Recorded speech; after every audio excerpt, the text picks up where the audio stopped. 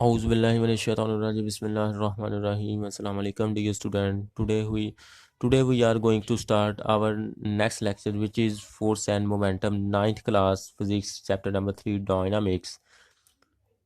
Topic का आगाज़ करते हैं अल्लाह ताला के पाक नाम से। अल्लाह ताला ने कुरान पाक में इरशाद फरमाया, ला यस्तावी अस्हाबुन नारि व अस्हाबुल जन्नत, अस्हाबुल जन्नति हुमुल फाइजून।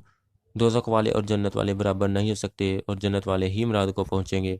अल्लाह ताला के पाक नाम के बाद हम अपने टॉपिक की तरफ आते हैं, फोर्स एंड मोमेंटम। तो इसमें बेसिकली हमने रिलेशन फाइंड करना है फोर्स एंड मोमेंटम के दरमियान। तो सबसे पहले हम देखते हैं कि फोर्स क्या चीज़ है और मोमेंटम क्या चीज़ है। तो फोर्स एक ऐसी टर्म है कि अगर ये किसी रेस्ट ऑब्जेक्ट के ऊपर अप्लाई कर दी जाए तो वो ऑब्जेक्ट मूव करना शुरू कर देता है। इसी तरह सिमिलरली मोमेंटम डिपेंड करता है मैस और वेलोसिटी के ऊपर, जिसको हम डिनोट करते हैं P is equal to mv, यानी कि ये मैस और वेलोसिटी के ऊपर डिपेंड करता है। तो इसकी जो डेफिनेशन है फोर्स एंड मोमेंटम की, when a force act on a body, कि जब हम फोर्स अप्लाई करते हैं किसी बॉडी के ऊपर, it produce an acceleration in the body and will be equal to the rate of change of momentum of the body। तो जब फोर्स अप्लाई की जाती है किसी बॉडी के ऊपर, किसी ऑब्जेक्ट के ऊपर, तो उसमें एक्सेलेरेशन प्रोड्यूस होता है फोर्स की वजह से, जो कि इक्वल होती है rate of change of momentum of the body. तो ये रेट ऑफ चेंज का मतलब है, ये जो टर्म है रेट ऑफ चेंज, इसका मतलब है कि ये टाइम के साथ डिवाइड होता है। जिस क्वांटिटी के साथ रेट आ जाता है, रेट का लफ्ज़ आ जाता है, उसका मतलब है कि उस क्वांटिटी, जो वो क्वांटिटी टाइम के साथ डिवाइड हो रही है। तो रेट ऑफ चेंज का मतलब ये है कि डेल्टा पी, यानी कि इसका मतलब है कि change in momentum with respect to time. तो अब हमारे पास कोई ऑब्जेक्ट है जिसका अगर उसके ऊपर हम फोर्स अप्लाई करें, तो फोर्स अप्लाई करने से पहले उसकी जो वेलोसिटी है, इनिशियल वेलोसिटी वी आई, और फोर्स अप्लाई करने के बाद जो इसकी वेलोसिटी है, फाइनल वेलोसिटी। तो इसी तरह दोनों वेलोसिटीज़ की वजह से हमारे पास जो मोमेंटम बनेगा, इनिशियल और फाइनल मोमेंटम। तो हमारे पास जो इनिशियल मोमेंटम है, initial momentum P I is equal to M V I. ये हमारे पास एम वी आई लिखा हुआ है, इसको मैं दोबारा लिख देता हूँ। तो ये आप P I is equal to M V I, ये हमारे पास बेसिकली लिखा हुआ है। इसी तरह final momentum P F is equal to M V F. Final momentum है बॉडी का, जब फोर्स अप्लाई कर दी हमने, तो फोर्स अप्लाई करने के बाद हमारे पास जो मोमेंटम होगा एम वी एफ है। अब इस मोमेंटम के अंदर फोर्स अप्लाई करने की वजह से, क्योंकि वेलोसिटी चेंज हुई है तो वेलोसिटी चेंज होगी, तो इसी तरह वेलोसिटी की वजह से मोमेंटम भी चेंज होगा इनिशियल और फाइनल वेलोसिटी की वजह से। तो इसलिए चेंज इन मोमेंटम में जो तब्दीली आई है, वो हमारे पास final momentum minus initial momentum. तो अब हमने इन दोनों की वैल्यूज़ इधर लगानी है।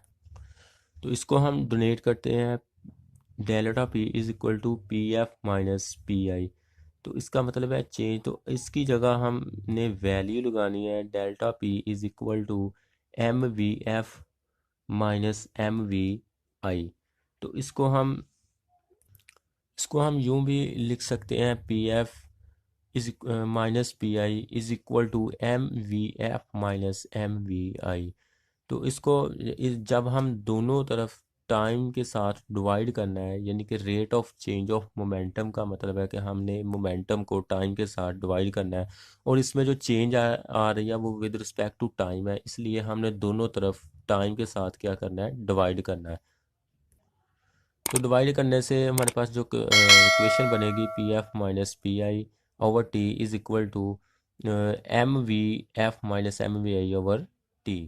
तो अब हमने देखना है कि P F minus P I over T, ये सिमिलरली हम इसी तरह लिख देंगे, इज इक्वल टू एम जो है वो मैस इधर से कॉमन आ रहा है, तो V F minus V I over T.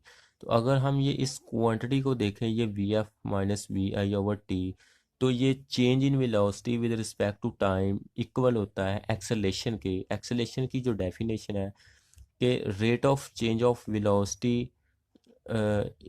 Is called acceleration, कि वेलोसिटी के अंदर टाइम के हिसाब से जो चेंज आती है वो एक्सेलेरेशन के इक्वल होती है। तो इसलिए हम इस क्वांटिटी को एक्सेलेरेशन ए के इक्वल लिख सकते हैं। तो इसी तरह हमने क्या करना है कि P F minus P I over T is equal to M, इसी तरह हम इधर आ जाएगा और इस टर्म की जगह हमने ए लगा दिया। अब according to Newton second law of motion, Newton के सेकंड लॉ के अकॉर्डिंग हमारे पास न्यूटन का सेकंड लॉ जो होता है वो F is equal to M A होता है। तो अब क्योंकि ये एम ए लिखा हुआ है, इसका मतलब है कि ये न्यूटन सेकंड लॉ की फोर्स के बराबर है, न्यूटन सेकंड लॉ के बराबर है।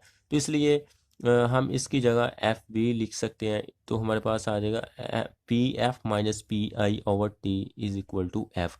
तो यही हमारे पास रिलेशन है, relation between the force and the momentum. तो ये हमारा रिजल्ट है। तो इसका जो यूनिट है, ऐसा यूनिट ऑफ द मोमेंटम, इसका यूनिट किलोग्राम मीटर पर सेकंड भी होता है और न्यूटन सेकंड भी होता है। दोनों में से हम कोई भी इसका यूनिट लिख सकते हैं। तो स्टूडेंट, ये टॉपिक वेरी इंपॉर्टेंट टॉपिक है, फोर्स एंड मोमेंटम। इसी की बेस पे हमने जो नेक्स्ट टॉपिक पढ़ने हैं, law of conservation of momentum, इसी चीज़ को मद्देनज़र रखते हुए हमने next law of conservation of momentum को देखना है।